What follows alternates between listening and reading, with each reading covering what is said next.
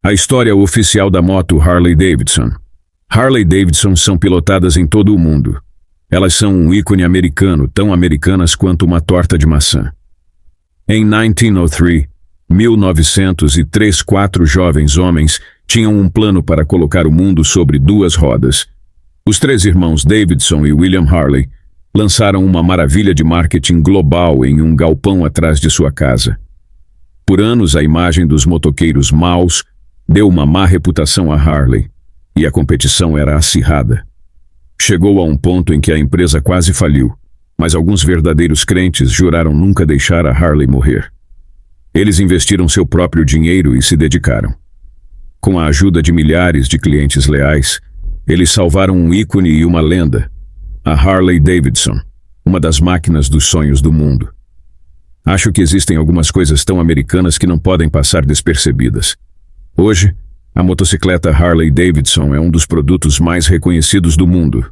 É vendida e pilotada em todos os continentes e em quase todos os países, assim como a Coca-Cola e a Levi's, tornou-se um dos produtos americanos mais populares. É uma mística que ultrapassa fronteiras. 30% das mais de 150 mil Harleys produzidas a cada ano são enviadas para clientes no exterior. Alguns esperaram anos antes de se juntarem aos fiéis da Harley. Pode haver uma espera por uma nova moto da fábrica, mas a Harley diz que não quer sacrificar a qualidade. Não é uma má posição para um fabricante, mas nem sempre foi tão fácil para a Harley-Davidson. De fato, levou quase 100 anos para a Harley se tornar a líder do grupo. Por volta do virar do século, andar de bicicleta era uma mania na América. Parecia que em todos os lugares que você olhasse, as pessoas estavam subindo em suas bicicletas e indo embora, muitas vezes em grupos. Andar de bicicleta é algo difícil de imaginar no presente em relação ao passado, porque era tão imensamente popular no virar do século. Havia milhões de bicicletas. A febre da bicicleta atraiu a atenção de vários jovens empreendedores, incluindo os irmãos Wright, Wilbur e Orville, que abandonariam as bicicletas por suas aventuras aéreas. Outro conjunto de irmãos, os irmãos Davidson, Arthur, Walter e William, junto com William Harley, estavam interessados em manter suas rodas no chão. Em 1901, eles começaram uma busca para melhorar a bicicleta. Eles queriam tirar o trabalho da equação e criar algo mais poderoso. Eles afirmaram que não era para um empreendimento comercial, mas por preguiça. Eles eram aventureiros e queriam ir a algum lugar de forma confiável, mas tão rápido quanto a tecnologia da época permitisse. Impulsionados pelo otimismo inerente à América do virar do século, a aventura da Harley-Davidson prosseguiu em 1901, trabalhando na garagem da família, levou 2 anos de trabalho constante em projetos de motores antes que ficassem satisfeitos com seus esforços.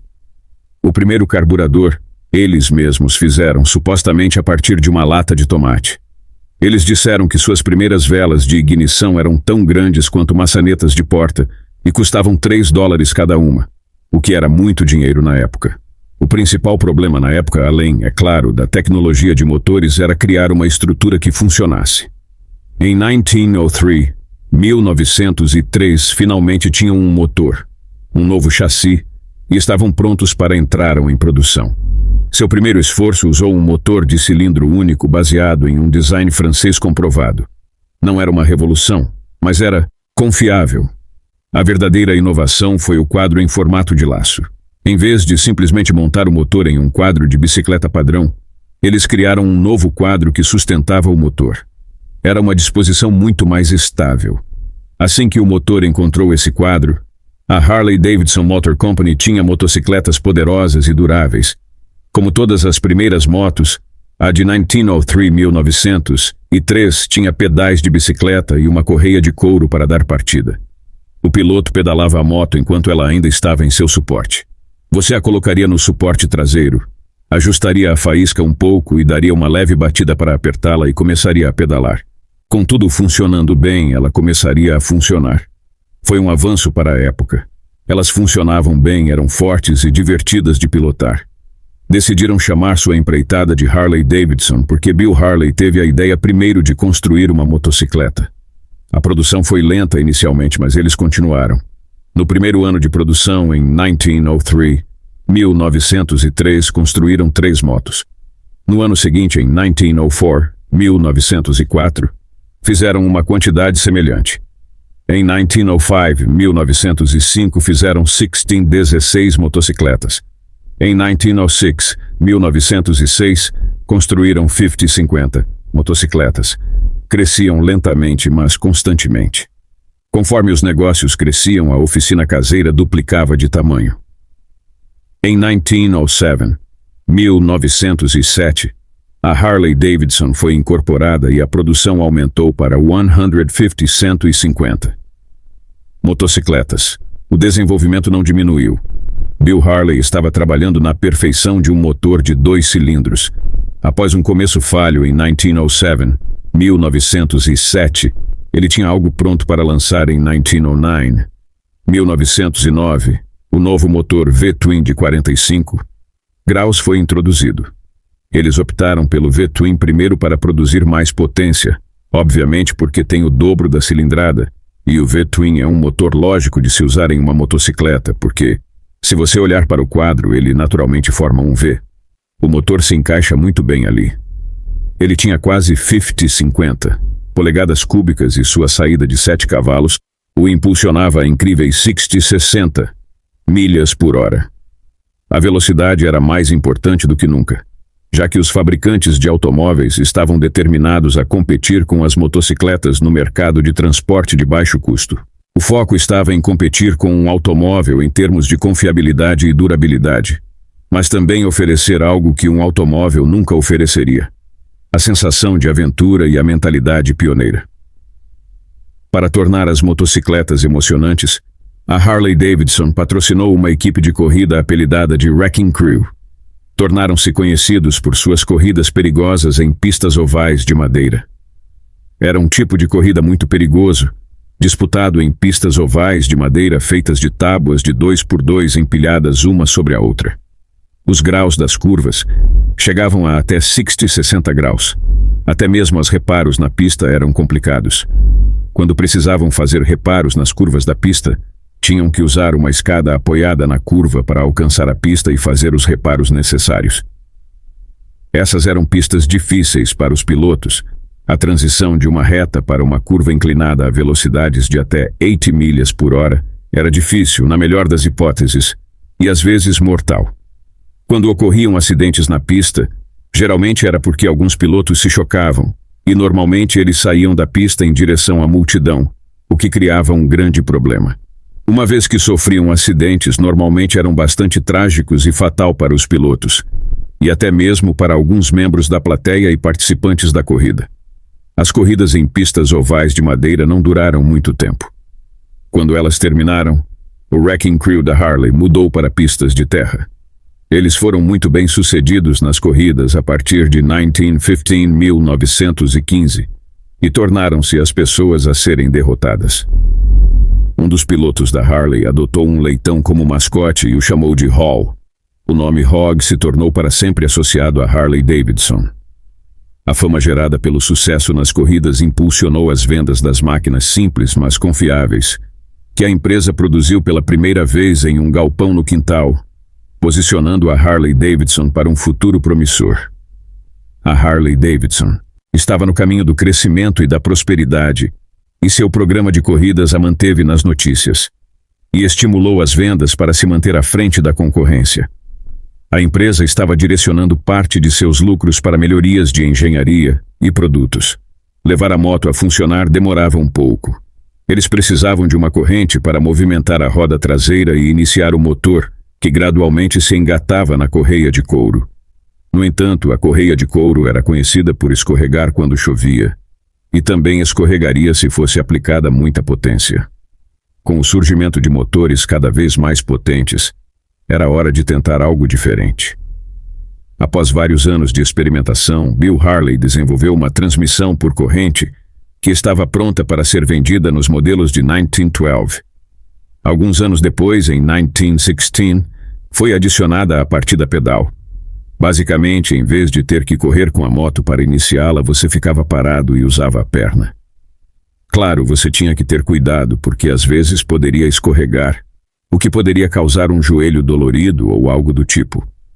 Os pedais não eram mais necessários. As motocicletas finalmente haviam se afastado da herança da bicicleta. No entanto, muitas pessoas ainda dependiam de suas bicicletas para transporte e trabalho. Arthur Davidson estava determinado a provar a AOS funcionários do governo que as motocicletas poderiam substituir as bicicletas no correio e em muitas outras agências governamentais. A Harley Davidson sempre estava procurando outras maneiras de comercializar a motocicleta e a ofereceu ao Serviço Postal dos EUA. Em 1914, o Serviço Postal dos EUA tinha cerca de 3.400 Harley Davidsons entregando correspondência principalmente em áreas rurais. O exército também se interessou pelas motos resistentes e rápidas. O general Blackjack Pershing havia sido enviado à fronteira mexicana para capturar o revolucionário mexicano Pancho Villa, que estava saqueando cidades ao longo da fronteira entre os EUA e o México. O presidente Wilson estava determinado a acabar com a violência. É claro que os bandidos estavam a cavalo e eram difíceis de capturar. Então o general Pershing enviou um telegrama para Harley Davidson, dizendo que eles gostariam de algumas motocicletas. Naquele mesmo dia, a Harley Davidson enviou, acredito, 12 motos em um vagão ferroviário para o general Pershing. As motocicletas estavam equipadas com um sidecar que servia como plataforma de metralhadora. Embora Pancho Villa não tenha sido capturado, a motocicleta havia provado seu valor. E quando a América entrou na Primeira Guerra Mundial em 1917, ela foi convocada. Antes que a maioria de vocês, homens que estavam indo lutar, nascessem, nossos pais lutaram na Primeira Guerra Mundial para tornar o mundo seguro para a democracia. Em 1917, no início de nosso envolvimento na Primeira Guerra Mundial, a Harley Davidson estava fornecendo cerca de metade de suas motos para o exército. Mas no final da guerra, toda a produção da Harley Davidson estava indo para o exército. Mais de 20.000 motocicletas foram enviadas para o exterior antes do fim da guerra. A maioria delas era usada para reconhecimento e tarefas de despacho, porque naquela época as comunicações eram muito precárias. Não havia walkie-talkies, os telefones não eram amplamente usados e as motos eram usadas principalmente como veículos de despacho para levar mensagens de um exército para outro. A moto, o avião e o tanque mecanizaram os campos de batalha da Primeira Guerra Mundial. Quando a guerra terminou, os funcionários da Harley Davidson se juntaram às celebrações e olharam para o futuro. Em 1920, eles estavam produzindo mais de 30.000 motocicletas por ano, e agora eram o maior fabricante de motocicletas do mundo. Na década de 1920, o ânimo do país estava elevado. Embora a lei seca fosse ilegal, ninguém parecia notar. As pessoas queriam se divertir, e a Harley Davidson achou que deveria acompanhar a época. No entanto, os negócios começaram a desacelerar, e houve alguns altos e baixos, muitos deles baseados na economia da época. Houve uma depressão em 1920, acho que no final do ano, que na verdade levou algumas fabricantes à falência. Como parte do plano de sobrevivência da Harley, o estilo foi enfatizado. A Harley Davidson introduziu o agora familiar tanque de gasolina em forma de gota e começou a anunciá-lo como um visual aerodinâmico, supostamente mais aerodinâmico e com uma aparência melhor e mais rápida. Eles também destacaram os benefícios das Harleys para os departamentos de polícia da América. Os departamentos de polícia do CEUA começaram a ver a motocicleta Harley Davidson como o veículo ideal para a aplicação da lei. No meio da década, mais de 1.400 departamentos de xerife e patrulhas estaduais estavam usando Harley Davidsons como veículos de perseguição. A motocicleta era ideal simplesmente porque era tão ágil e capaz de perseguir um carro. Ela era mais rápida do que um automóvel. Na década de 1930, as motocicletas eram preferidas pelas patrulhas rodoviárias em todo o país. Pilotar na chuva e na neve, em estradas perigosas e escorregadias, tornava o trabalho perigoso. Mas muitos motociclistas se tornaram policiais de moto. Havia um certo romance na profissão. Botas, culotes e alforjes davam aos policiais de moto uma aparência do Velho Oeste, emocionavam os meninos e infundiam medo nos corações dos motoristas em alta velocidade. Walter Davidson reconheceu o fascínio pelo visual da motocicleta durante os dias difíceis da década de 1920 e lançou uma campanha para vender acessórios e roupas da Harley Davidson. Alguns eram mais práticos do que estilosos. A engenharia não foi esquecida e outras características foram adicionadas, como um motor maior e uma verdadeira inovação, os freios dianteiros. A produção voltou a subir em 1928, com mais de 22.000 motocicletas produzidas. O otimismo retornou, mas essa atitude foi prematura. O pânico se instaurou quando Wall Street quebrou em outubro de 1929. O boom virou uma recessão. Empresas fecharam, pessoas foram demitidas e o desemprego disparou. A Harley Davidson teve que lutar mais uma vez. Os efeitos do crash da bolsa de valores demoraram a atingir a Harley Davidson. A empresa começou a década de 1930 em alta, com vendas em alta e novos produtos nas ruas. A maior novidade foi o motor chamado de Flathead, que proporcionava mais aceleração em baixas rotações e um perfil mais elegante. As motos agora podiam ser construídas mais baixas ao solo, mas o problema era que essas motos tinham problemas mecânicos, e os clientes começaram a abandoná-las antes que os engenheiros pudessem encontrar soluções. Em 1933, as vendas da Harley haviam caído para apenas cerca de 4.0004 mil motos. Para reverter a situação, a Harley trabalhou em seus problemas e decidiu dar às motos um novo visual. O modelo de 1933 da Harley, em vez de ter os antigos tanques de gasolina de cor oliva com listras vermelhas e letras em bloco Harley Davidson, adotou um design de tanque muito mais art deco, com uma pinstrip muito graciosa que subia até uma águia estilizada. E em vez de serem oliva, eles eram nas cores preto e vermelho, muito emocionantes. Essas motos pegaram a estrada e começaram a impulsionar as vendas. Em 1934, as vendas voltaram a subir para quase 10.000 mil unidades e permaneceram nesse nível até o final da década. Sidecars foram enfatizados para aumentar as vendas. Acredito que o sidecar realmente estava lá para aventura e diversão. A ideia era expandir a diversão de ser proprietário de uma motocicleta, mas alguns descobriram que as motos com sidecar poderiam ser um pouco perigosas de operar.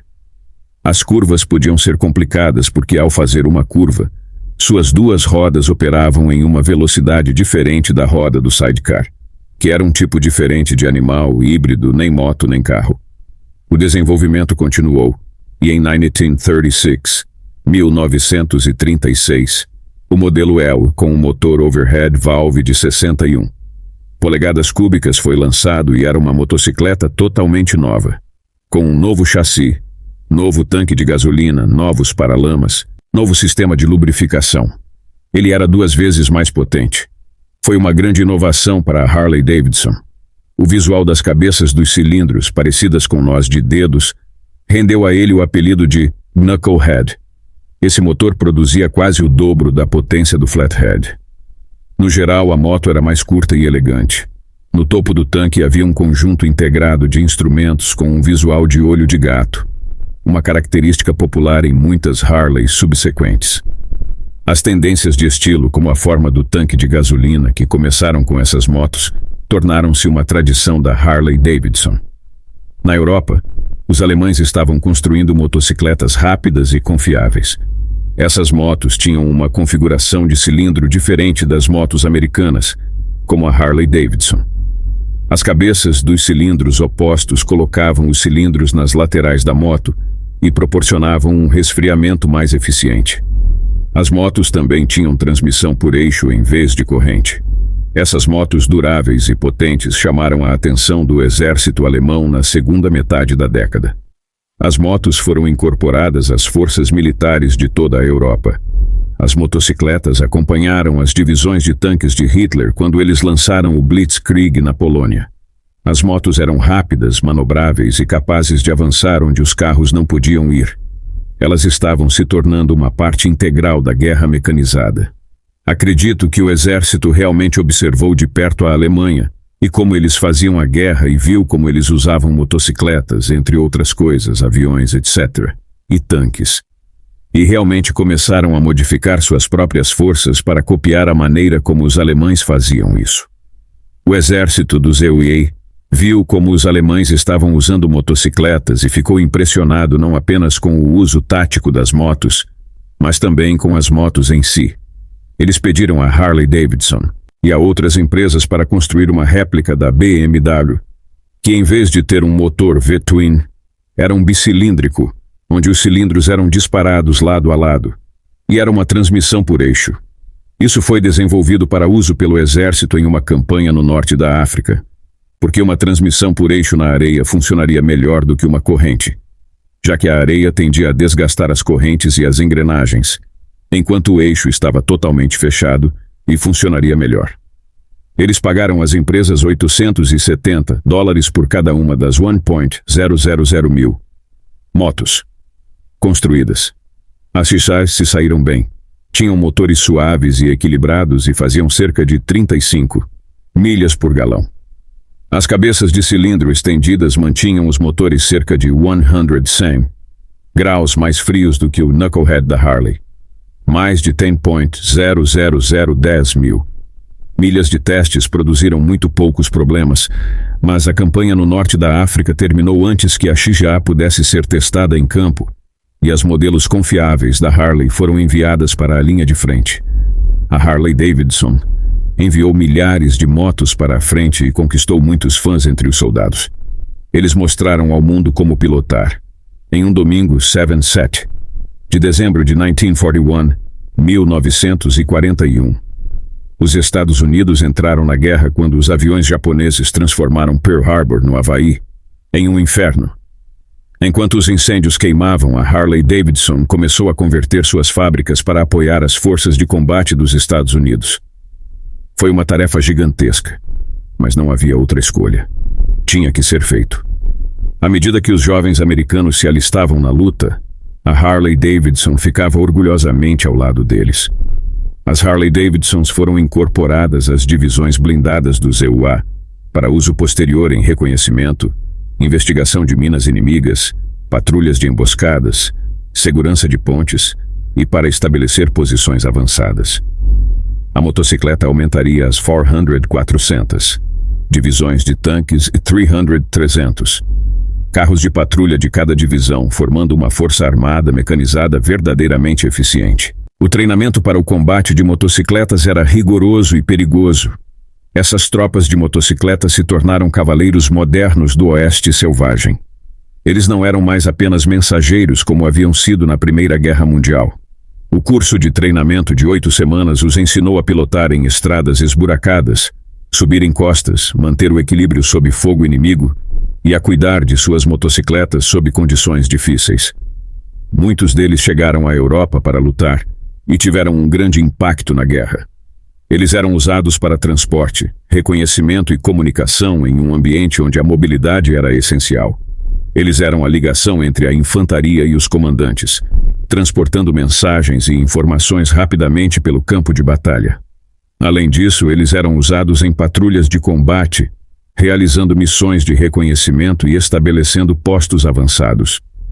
As motocicletas também eram usadas para encontrar minas terrestres e em missões de emboscadas. Elas provaram ser altamente eficazes em ambientes urbanos, onde a agilidade e a mobilidade eram essenciais. Além disso, as motos podiam operar em terrenos difíceis, como florestas e montanhas, onde os veículos maiores não podiam chegar. As motocicletas desempenharam um papel importante nas operações de reconhecimento, transporte e comunicação do exército dos EUA na Europa e ajudaram a garantir a vitória dos aliados. Olá amigos, peço o apoio de vocês simplesmente deixando o like de vocês. Nada mais eu peço. Mas também é claro que ninguém é obrigado a deixar seu like se não tiver gostado do vídeo. Mas se você gostou do vídeo deixando seu like, o YouTube entende como relevante o conteúdo e distribui o vídeo para mais pessoas, combinado então? Se gostou do vídeo, deixa o seu like, obrigado.